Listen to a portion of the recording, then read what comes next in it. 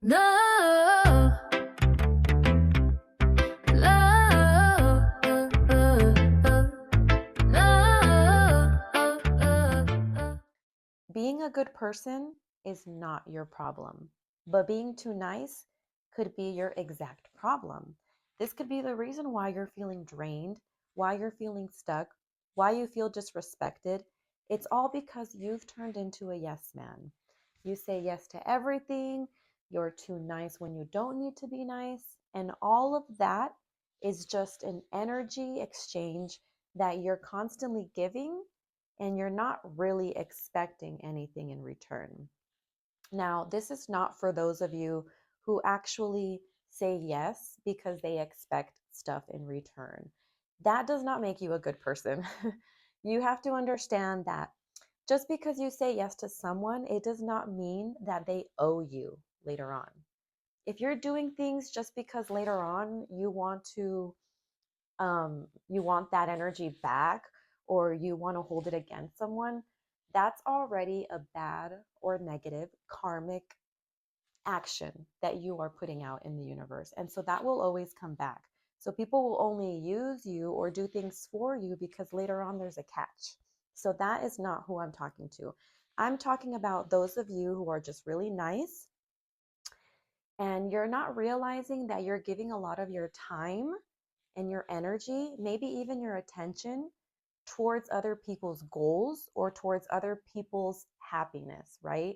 Like maybe you like to treat people and you do things for people, or you constantly buy things for people, but they don't appreciate you, or you don't feel like you get the value, you don't get the exact exchange of energy in return.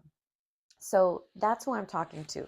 These, you know, those of us who want to help others all the time, and yet we're stuck somewhere, or we're not feeling like we're respected for the time that we put into others.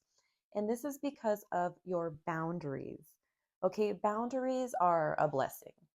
I've found out more about boundaries just in the past 2 or 3 years. And boundaries are what can make you very successful. They're going to be okay, you know how when you go bowling and there's like, they have like the kid version, or like, when you're barely starting off bowling, you get like the bumpers so that you don't really lose the game. You kind of have more of a chance to hit the pins. Okay, so, or buffers, right? Let's think of boundaries as buffers. They are like the walls of your home, and that's how you need to see your boundaries. Every time somebody needs something from you, whether it's validation, whether it's a favor, whether it's just a little bit of your time and energy, right? Just wanting to hang out with you and be around you, that is valuable energy, and you are constantly giving it away to other people. So that's why, you feel drained, you feel stuck, you feel disrespected. Like people don't respect, a person who's just always giving it all away, right? We talk about, like, being a thought, or, things like that. They don't get respect because they're always giving it away. So being a good person, you can think of it in that way. Like you're trying to give out love, but you're just giving it out away like loosely, and without any regards to yourself. You're not honoring yourself, and in that way, that's where the karmic effects can really ruin your growth.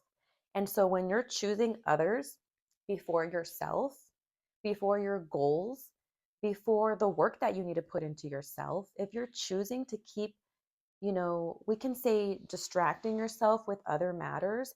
You can say procrastinating with other ideals that fundamentally are not where you need to be, and you have other priorities that you're not putting first. That's where we need to take a look at the internal part of ourselves so we can reflect, whatever we really want to see on the inside of ourselves. We should be able to see that on the outside, right? That's what manifestation is. When you fix certain parts of your inside, when you clear out trauma, when you clear out hate, when you clear out these negative, heavy energies that keep you down, you realize that you feel lifted, you feel lighter, you feel like you can actually do more without all that weight on you. And these are just metaphysical knowledge, and things that we learn about the universe that actually apply to ourselves, to our body, to our own mind and spirit, right? And so I have a few notes to give you guys more tips.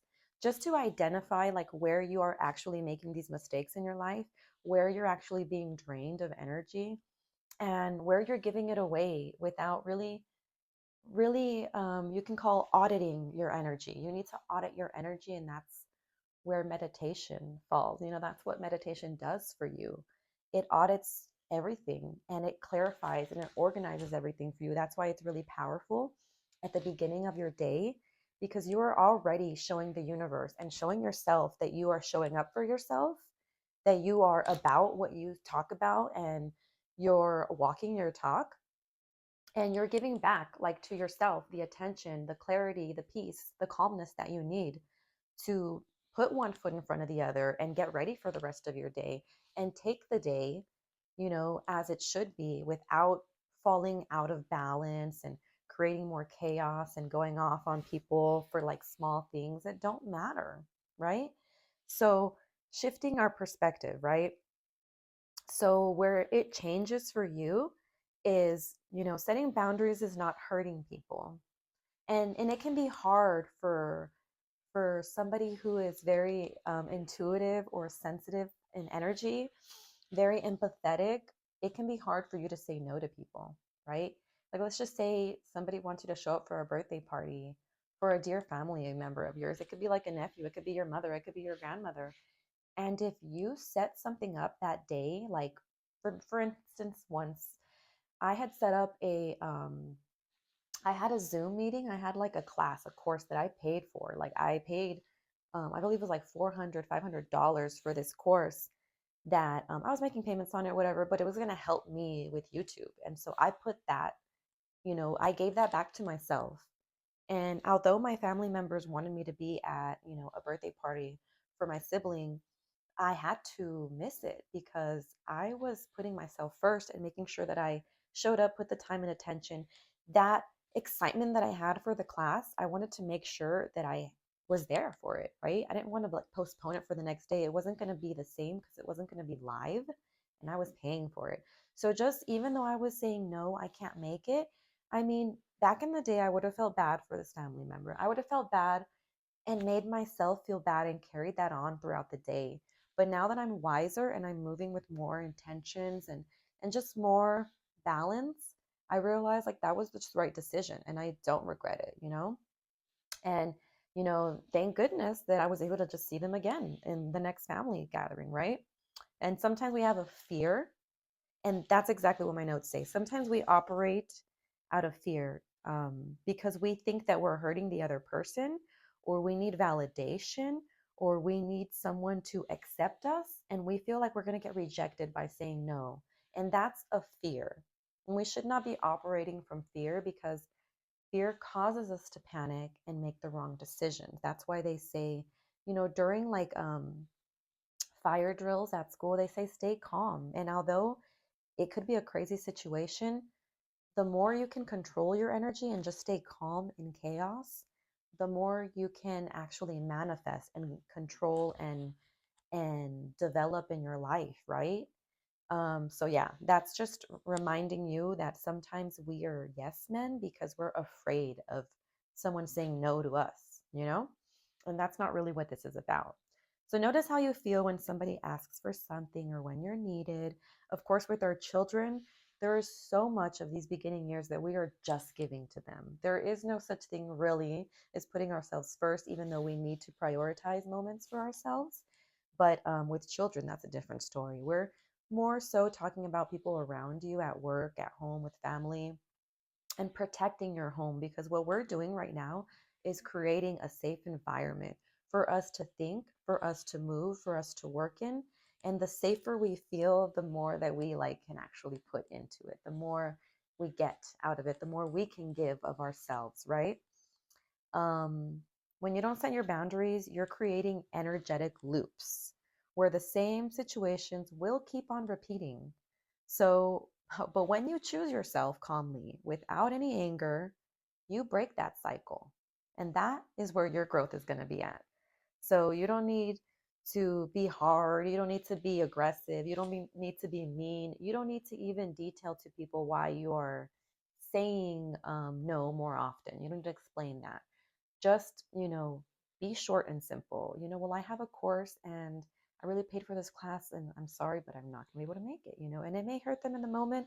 But once you get past that and you get to the other side, you'll see how much your life just changes. And that is just the beginning. The boundaries are the beginning. Now that we've done that internal work of like really trying to balance where to go, how to move, we're going to start working on the outside. So just tune into my next video where we're going to talk about how to beautify your life and create an environment externally so that you can actually feel motivated all the time. So you can actually wake up and love what you're doing, love your life, love waking up every day. Yeah, because you can set things in your environment that will actually motivate you, that can bring more prosperity. We're going to talk about that in the next video. So thanks for tuning in. Pretend to burn true, like I'm a lead in every soulful accuse, plant the seed. Oh, oh, oh.